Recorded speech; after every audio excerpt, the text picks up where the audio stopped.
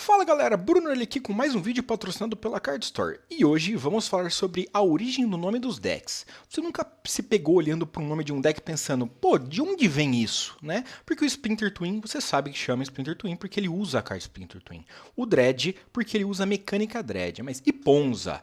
Tron, The Rock, de onde vêm esses nomes, né? E hoje eu vou explicar para vocês a origem de vários decks. Começando pelo Ponza.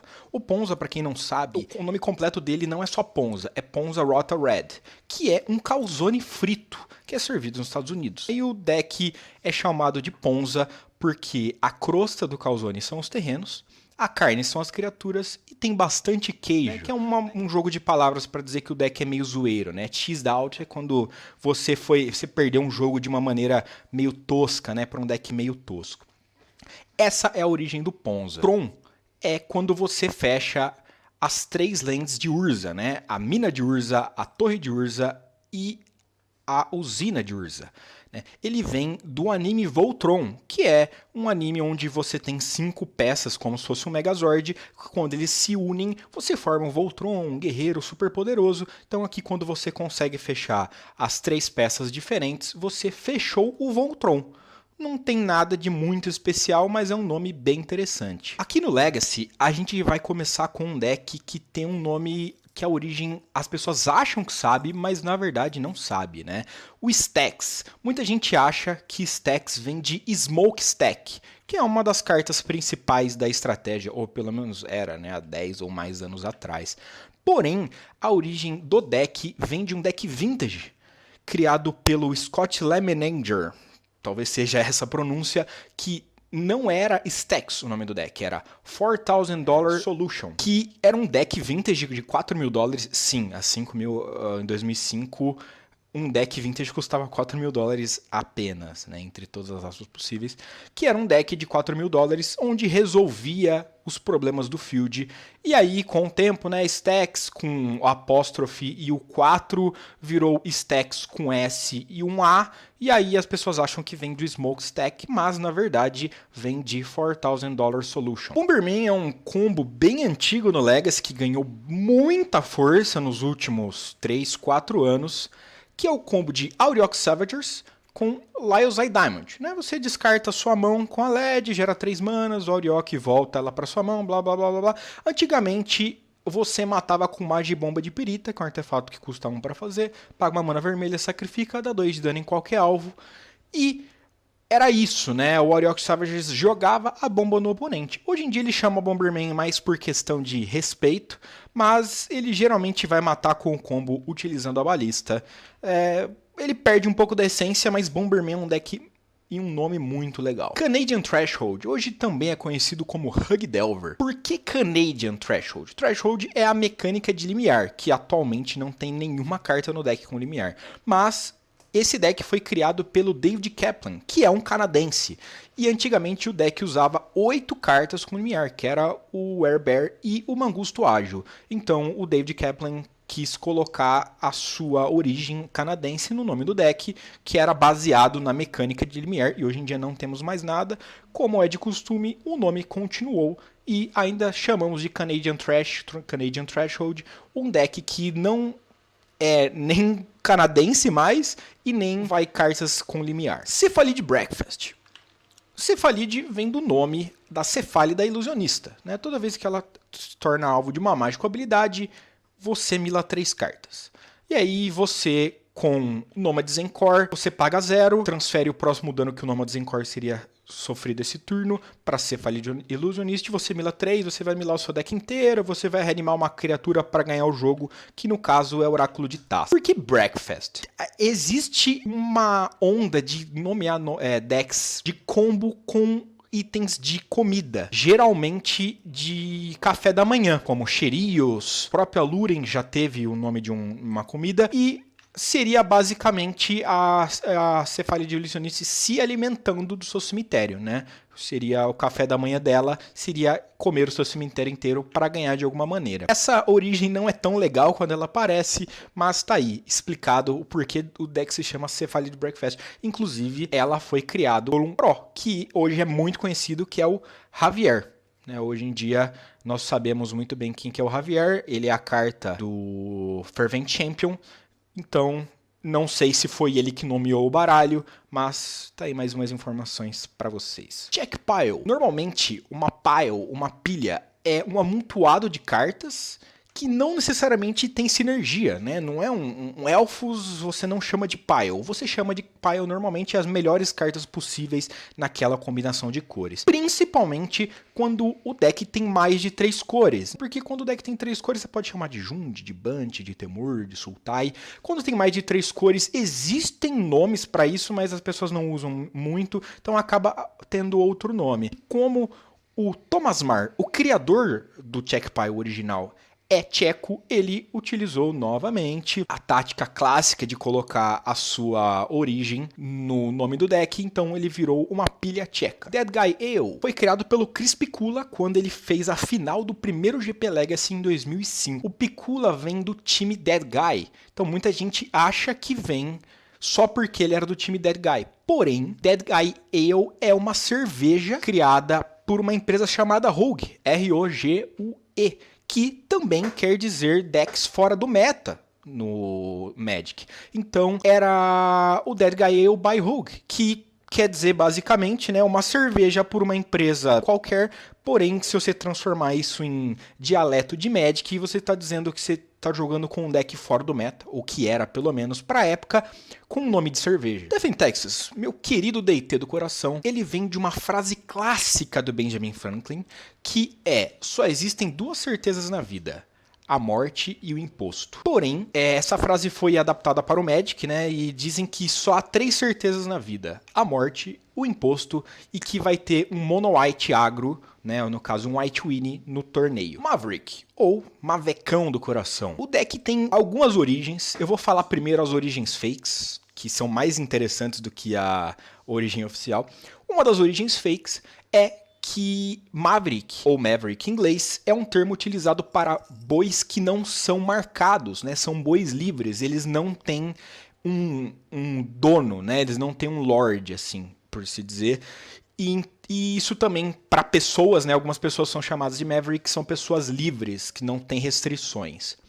A outra origem é que o Maverick ele surgiu como uma vertente do Zoo.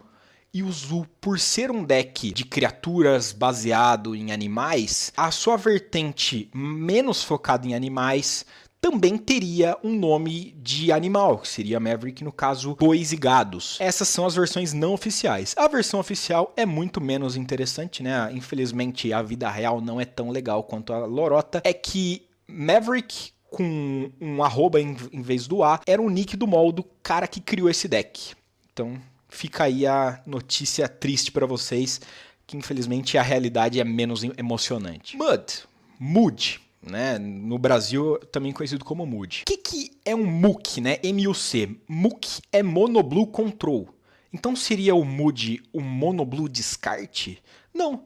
Mood é porque grande parte do deck, quando ele foi criado, ele era layout antigo, né? As criaturas, elas eram assim como esse Metal Worker. E as cartas de artefato antigas, elas são marrons, elas parecem lama, e Mud em inglês é lama. Então, o deck era quase inteiro cor de lama, né? Inclusive os terrenos. Hoje em dia a gente usa terreno layout novo, mas os antigos o deck inteiro era layout de lama. E é por isso que o deck era chamado de Mud. Nick Fit, mais um deck com um nome legal, que também tem 3 histórias, né? Começando novamente com uma das histórias fakes, é que o Nick Fit vem de Nicotine Fit, que era um deck bom para pessoas fumantes, então o deck era rápido, você jogava com o deck para poder fumar, isso é lorota, tanto porque essa história não é verdadeira, porque o deck é muito devagar, não dá tempo de fumar se você joga de Nick Fit. Também dizem que o deck foi baseado na música Nick Fit pela banda Sonic Youth, também é lorota. A verdade, novamente, assim como Maverick, é que a vida real não é tão legal assim. O cara que foi criar o tópico no MTG Salvation sobre Nick Fit, ele ia escrever Nice Fit, que é um termo também utilizado para decks quando você usa interações legais, que no caso seria Veteran Explorer e Cabal Therapy, né, que são cartas que meio que nunca jogaram juntas, e ele acabou escrevendo Nick Fit em vez de Nice Fit e acabou ficando. Ups, aos Pels, ele é meio que bem explicativo, né? Hoje em dia nós temos terrenos no deck, terrenos de um dos lados pelo menos, né? As cartas modais de Zendikar Nova, porém antigamente quando ele foi criado o deck não tinha absolutamente nenhum terreno de nenhuma das faces. Então, Ups All Spells ou All My Spells, Ups All My Spells, ele vem de o deck não ter nenhum terreno, né? Você precisa não ter terrenos para jogar com Undercity Informer e Balustrade Spy, mas ele vem desse preceito diferente de nomear o deck do que ele faz, mas não chamar o deck apenas de Undercity Informer. Solidarity.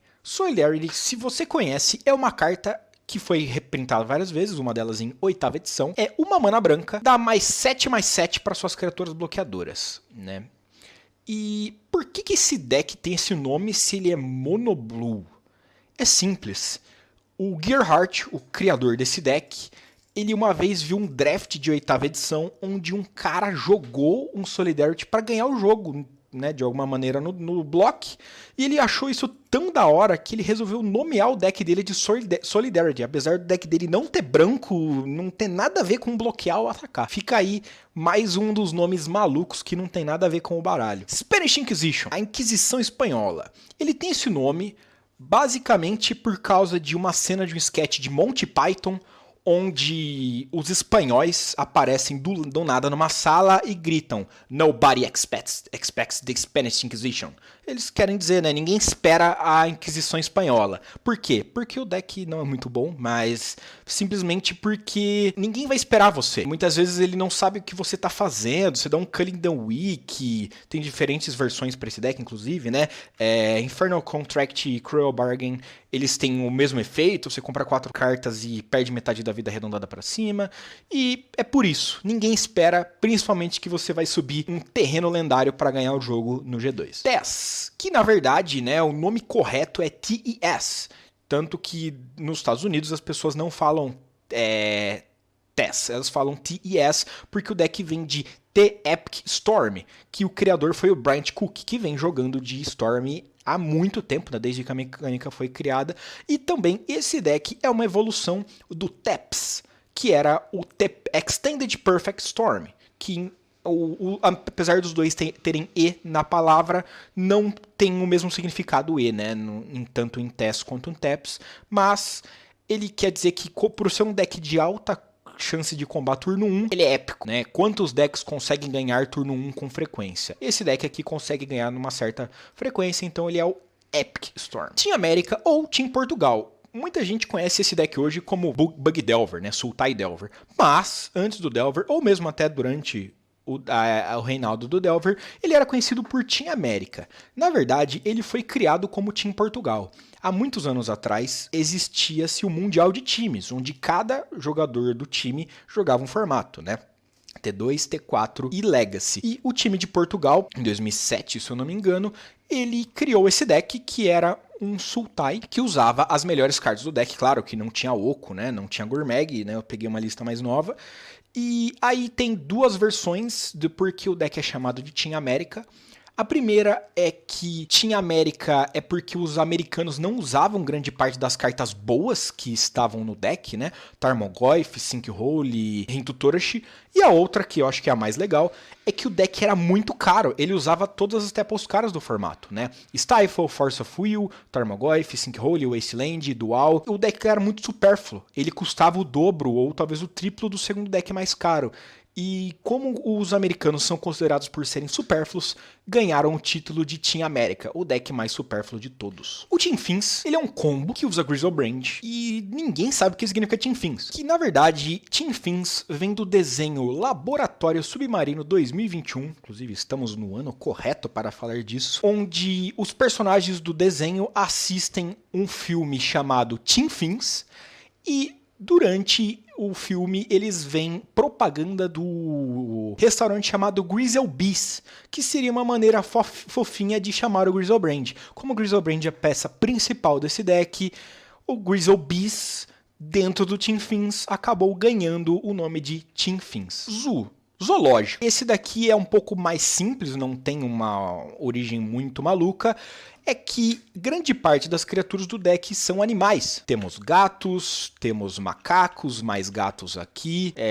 Então, Zoo veio de zoológico e as poucas humanas, né, o Cavaleiro do Relicário e a Thalia seriam os zookeepers, né, os funcionários do zoológico mantendo as criaturas em xeque ou não, né, já que eles batem tão rápido, seriam os zookeepers que abrem a jaula para os animais irem atacar os outros. O Team Itália, ele não tem nada a ver com as cores da Itália. Ele foi criado pelo Gerard Fabiano em 2011, que é um jogador de origem italiana, né? Ele não nasceu na Itália, mas a família dele é da Itália. Como ele criou um deck, ele falou, pô, já que todo mundo que cria um deck põe algum nome que significa muito pra eles no deck, eu vou colocar a nacionalidade da minha família no deck. E aí Team Itália é o Mardu, né? Branco, preto e vermelho. Não é muito utilizada essa nomenclatura, mas é um deck muito legal. E por último, mas não menos importante, provavelmente de todos esses decks aí que nós falamos, o mais legal de todos é o The Rock.